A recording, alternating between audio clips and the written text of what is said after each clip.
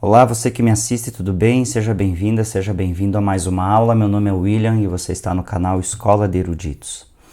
No estudo de hoje eu quero falar sobre se é seguro estudar a Kabbalah. Primeiramente, quero pedir desculpa pela minha voz, eu estou com um pouquinho de infecção na garganta, mas mesmo assim eu vim aqui gravar essa aula trazendo esse conteúdo para você. Então, será que se eu estudar a Kabbalah, será que se eu me aprofundar nos estudos da Kabbalah, eu vou estar entrando num reino oculto que não tem mais volta? Será que eu estaria cometendo pecado? Essa é uma de várias perguntas que as pessoas muitas vezes questionam, justamente por não conhecer todo o sistema, todo o processo que envolve a Kabbalah. Então hoje eu quero trazer aqui, dentro de um contexto, para falar justamente se a magia envolvida na Kabbalah ela é uma magia divina ou será que ela é das trevas? Será que quem estuda Kabbalah está fazendo pacto com alguém? Será que tem alguma parte de Deus dentro do estudo da Kabbalah?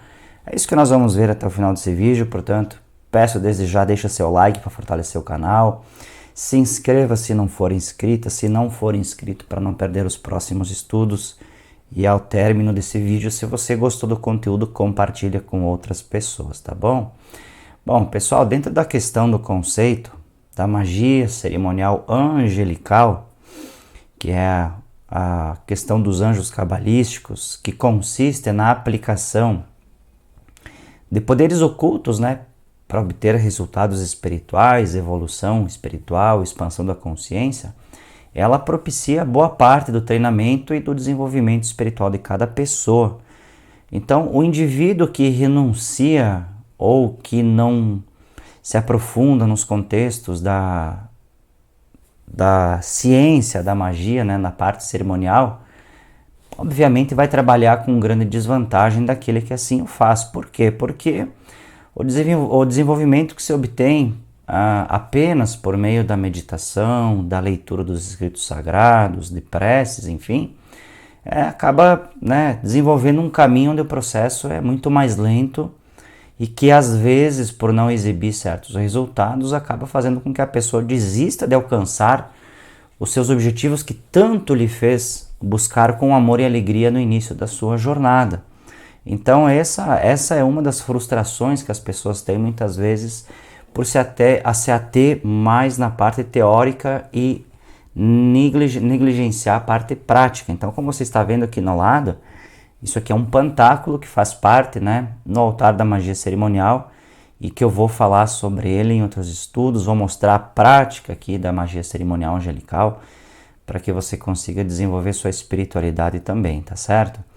Bem, não é preciso dizer, pessoal, que para se analisar um conceito ele deve antes estar integrado dentro de um sistema, ou seja, que a Kabbalah não é um sistema específico e exclusivo do povo judaico. A Kabbalah, a palavra Kabbalah quer dizer receber. Então, os povos por todas as idades, por todas as eras, sempre tiveram esse recebimento de uma revelação espiritual. A Kabbalah, na verdade, foi o expoente maior dentro da tradição religiosa judaica e que Kabbalah não é uma religião em si, mas apenas uma filosofia, uma ciência sagrada que teve o seu maior expoente, o povo judeu, né? Então, se nós pensarmos aqui em quem foram os primeiros a idealizar todo o esquema da magia cerimonial ou propriamente dizendo da Kabbalah. Bem, os rabinos eles são unânimes quanto a esse ponto, porque eles dizem que foram os anjos. Em outras palavras, foram seres de outra ordem de criação, diferente da humana, obviamente, né? Que conferiram ali ao povo hebreu a sua Kabbalah, que o povo hebreu recebeu essa sabedoria que é uma sabedoria angelical, por isso que tem muita conexão com a magia cerimonial angelical, quando se trata de anjos cabalísticos dentro da magia da Kabbalah prática. Nós vamos ver que existem aqui 4 tipos de Kabbalah e nós vamos falar, mesmo que seja de forma superficial, dessas 4 modalidades. Bom, existem muitos símbolos que são empregados, né, com objetos de meditação. A meditação ela faz parte do processo da magia cabalística. Por quê? Porque o iniciado ele se utiliza desses símbolos, como eu já disse aqui, né? Todo símbolo tem a sua consciência. E o iniciado se utiliza desses símbolos como, digamos, meios para concentrar a mente nesse símbolo e introduzir ali uma energia, um pensamento, onde essa energia meditativa, através dos pensamentos, vai evocar, não é invocar, vai evocar determinadas ideias e forças, né? Estimulando determinados sentimentos que vai resultar em uma propiciação, digamos assim, de uma espiritualidade mais ampla. Em outras palavras, ele utiliza o símbolo como um meio para guiar o seu pensamento no invisível, né? Aquele plano incompreensível que os 5 sentidos somente não tem. Então ele vai conseguir obter mais consciência. Eu encontrei essa imagem que você está vendo. Esse aqui é um altar que um judeu, não vou falar o nome dele aqui, tá? Mas ele é um altar judaico, tá? Que um judeu utiliza para fazer a sua magia angelical. Então tem toda a tábua, o cristal, né? O candelabro, os pantáculos lá no finalzinho que você está vendo. Então eles já praticam isso, não é de hoje, pessoal, tá? E obtêm os resultados positivos sempre que assim fazem. Claro que tem toda uma prudência em realizar essas práticas que eu vou falar passo a passo, começando da mais simples e depois desenvolvendo as mais aprofundadas, tá? Então, como iniciar esse processo espiritual? Olha, eu sempre falo, pessoal, que o melhor caminho dentro da Kabbalah é iniciar pela árvore da vida, que é um poderoso símbolo que estuda tanto a alma humana como o universo. Então, ele é um arquétipo que atribui ao estudo do universo, que é o macro, e a alma humana, que é o micro, onde ali se consegue evocar essas imagens na mente, né? Por quê? Porque o universo é, na realidade, pessoal, uma forma mental projetada pela mente de Deus. Existe uma máxima hermética que diz que o universo é mental.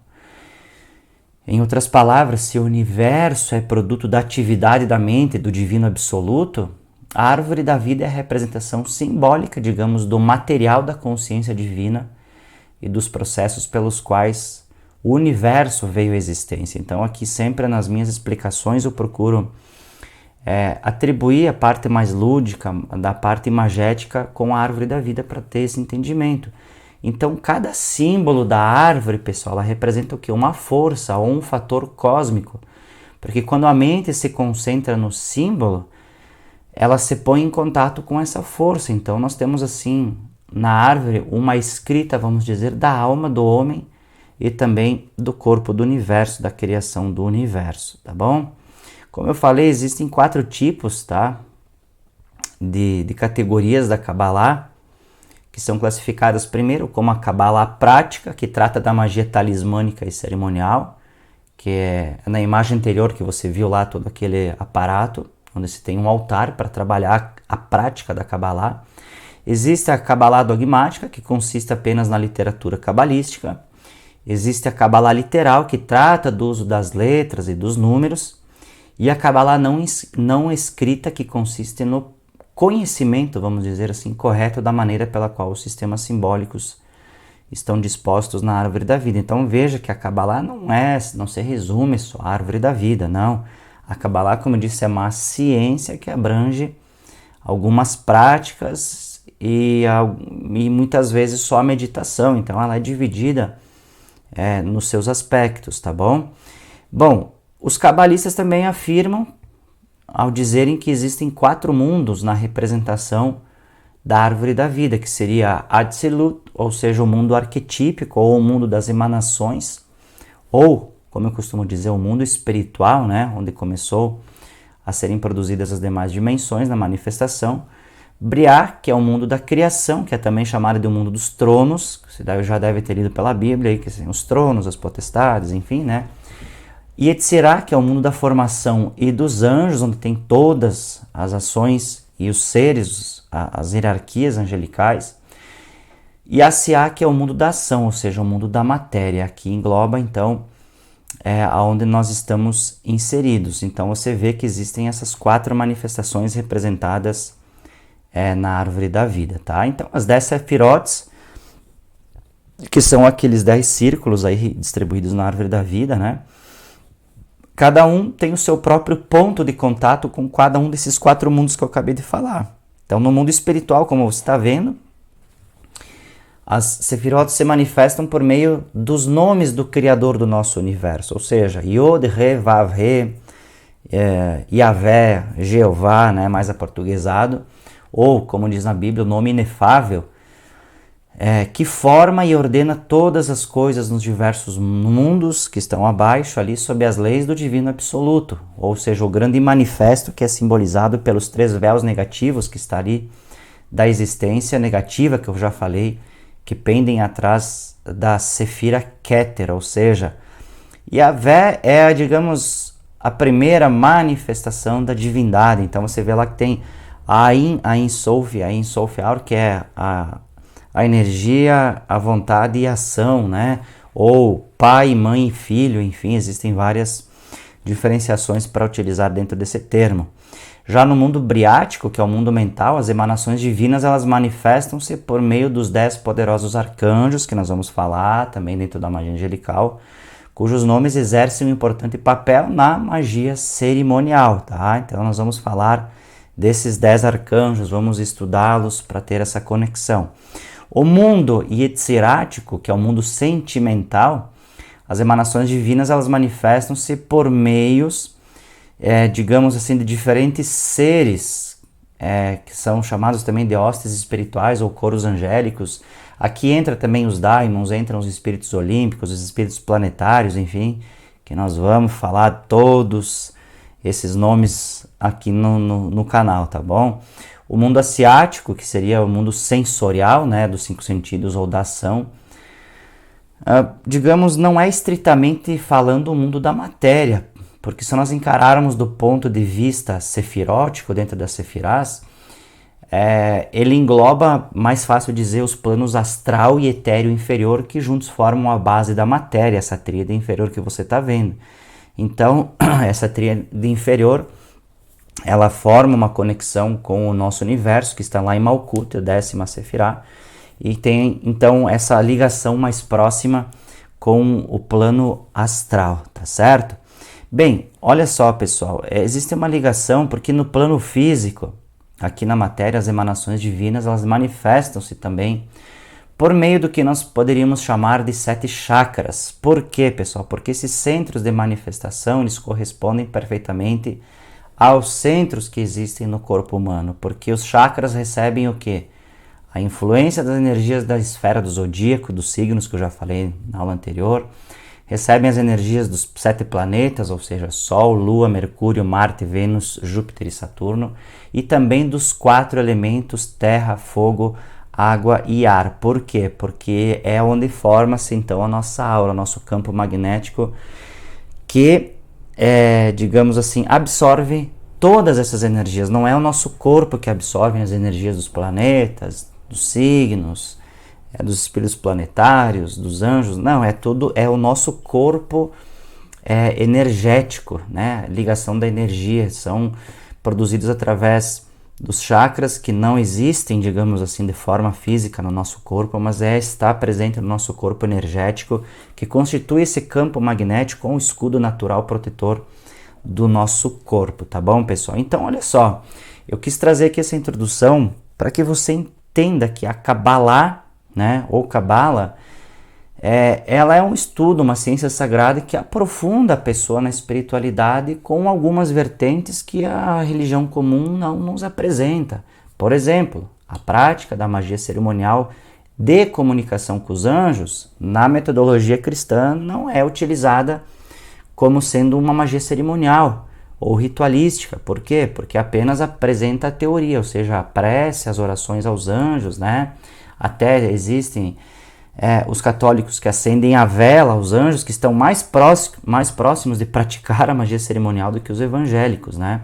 Os evangélicos parece que têm medo de falar de vela, de falar de incenso, né? Mas isso tudo está dentro da cultura hebraica, pessoal, que se você ler pela Bíblia, em alguns pormenores ali é descrito todos esses rituais cerimoniais. Mas olha só, não tenha medo de estudar a Kabbalah, tá bom? Tenha prudência, não escuta qualquer coisa que você ouve por aí, tá? porque o medo ele nos impede da evolução. Então, nós vamos falando aqui aos pouquinhos sobre o contexto da Kabbalah. Obviamente eu não sei tudo, vou falando aquilo que eu sei, que eu aprendi. E espero ter contribuído com mais esse estudo, com mais essa aula. Se você gostou, deixa seu like para fortalecer o canal. Se não é inscrito, se inscreva. E se depois quiser compartilhar, fica aqui meu agradecimento, tá bom? Vejo você no próximo vídeo, na próxima aula aqui na Escola de Eruditos. Até mais!